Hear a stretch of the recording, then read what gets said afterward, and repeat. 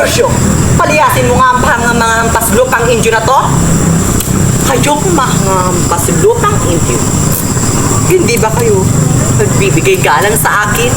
Ako ba'y di nyo nakikilala? Bueno! Ako si Doña Victorina de los Reyes de Espadanya. Tingnan niyo ang kolorete sa aking mukha. Ang kulot kong buhok.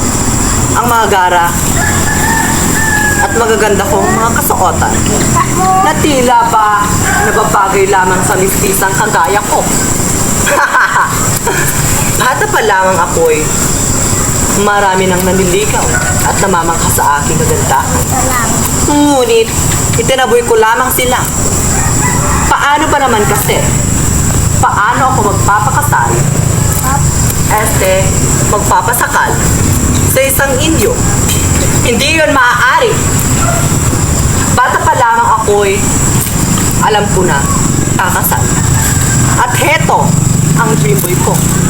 Si Don Tiburcio de Espadanya. Isang araw, napadpad kami sa tapat ng bahay ng isang Alvarez at nagkataong rin naroon si Consolacion. Abay, bigla ba namang sumimbakot at dumura sa aking harapan? Kala mo naman kung sinong dumura. Napakawalang modo. Kaya ngayon, kanino kayo kakampi? Sa akin o kay Consolacion? Kay Consolacion. Ano? Sige, magsama kayong mga pangit at peke sa impyerno.